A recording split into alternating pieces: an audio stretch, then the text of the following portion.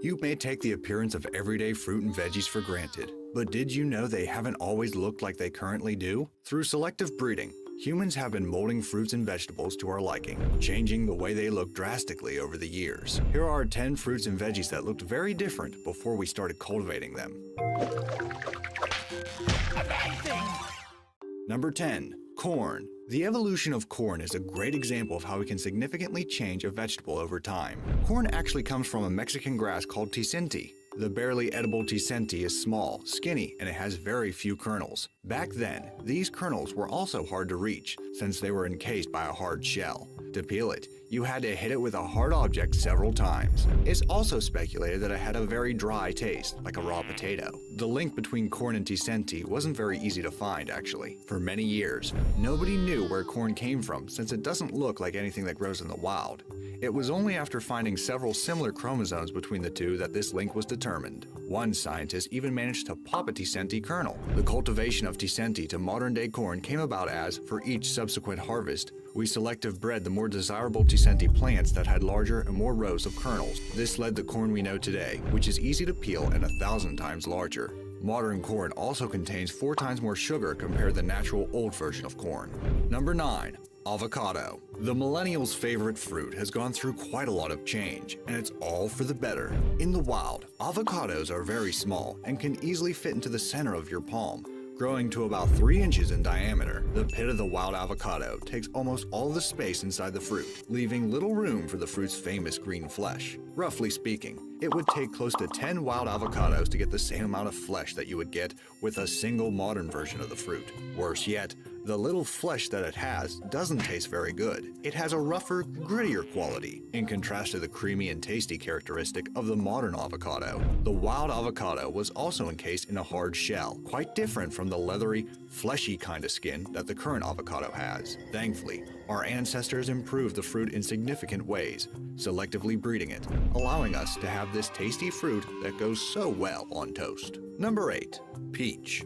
The peach is another example of our ancestors using selective breeding to create a bigger and tastier version of a fruit. Domesticated by the Chinese around 4000 BC, the original peach was very small and resembled a cherry. It had a waxy skin and only 64% of edible flesh. It also had a taste that was described as earthly, sweet, sour, and slightly salty, similar to a lentil. Also, a big amount of the wild peach was occupied by the fruit stone, close to 34%. After thousands of years, farmers got to the version of the peach we have today. The current modern peach has soft, edible skin and is 64 times larger. It also has 90% of edible flesh, a vast increase from the wild peach. The stone in the current peach has also dramatically decreased in size, making up for only 10% of the fruit. The current peach is also 27% juicier and tastes 4% sweeter. All around, the peach has just gotten better through the ages. Number 7.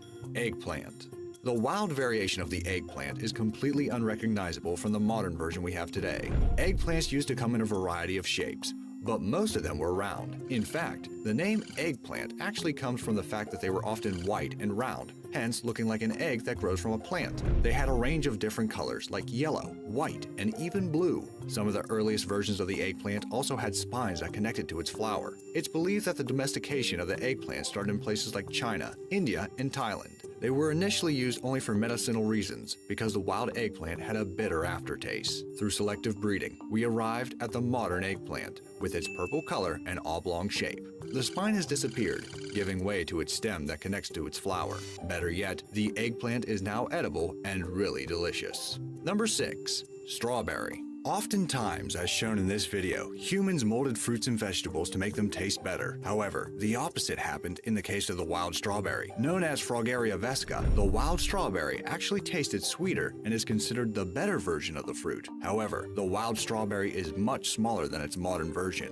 So, why did the modern version of the strawberry lose its flavor? Reportedly, that's because other factors started coming into play, influencing how these fruits evolved. Farmers started favoring size, resistance to disease, and a better and bigger appearance, which ended up decreasing the taste of the fruit. The modern strawberry actually started to take shape when a French spy brought the Chilean version of the strawberry over to France. This variation of the fruit was significantly bigger than the ones grown in Europe at the time. The two species of strawberry were crossed and gave rise to the modern strawberry of today. Fun fact, what may look like seeds in the wild strawberry are actually called achenes. They are themselves tiny fruits with tiny seeds inside of them. Number 5. Tomato.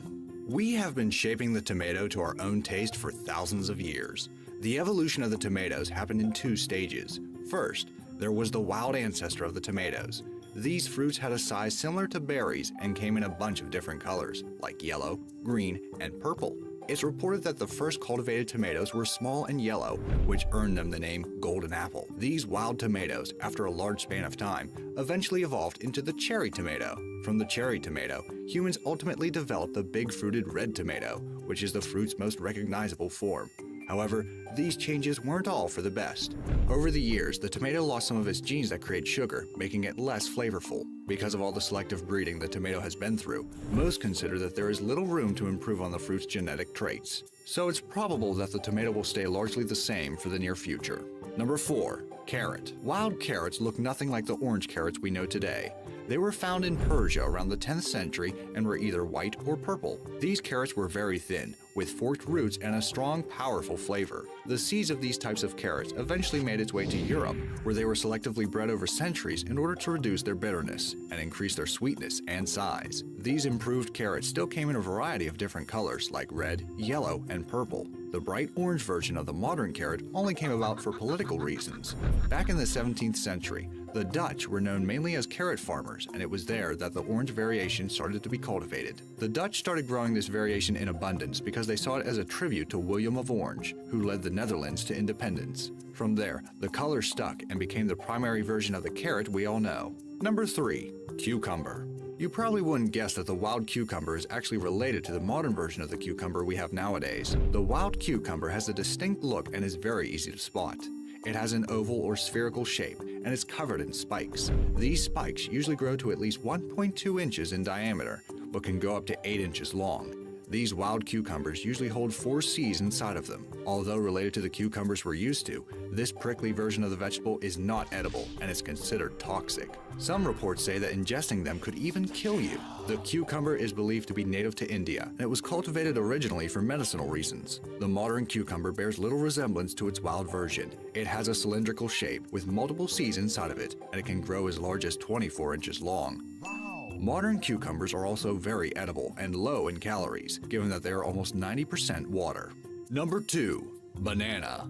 The wild banana is quite different from the yellow snack that we have today. Originally, they were stocky and hard, filled with large and tough seeds that were spread across the fruit's interior. Because of the hard seeds, these bananas were inedible. That's why most assume that these wild fruits were cooked and then eaten. Otherwise, humans would not have started cultivating it. It's believed that the first bananas were farmed 10,000 years ago, in the region that is now Papua New Guinea. The bananas we have today are a hybrid of 2 wild banana varieties, Musa acuminata and Musa balbisiana, which eventually developed into the well-known bright yellow fruit with its peelable cover. The current banana has smaller seeds, more nutrients, and tastes better than its wild counterpart. However, it's said that the fruit needs to evolve or they might go extinct. That's because right now, these bananas lack genetic diversity. This makes the fruit increasingly vulnerable to pests and diseases that could devastate the banana industry. Hopefully, scientists will manage to find a viable alternative before it comes to that. Before I reveal the most outrageous example in this list, I'd like to remind you to subscribe to Be Amazed. We upload amazing fact-filled videos every day, so don't miss out on learning some amazing new information. Also, hit that bell icon for notifications on more amazing fact-filled videos. Number 1. Watermelon.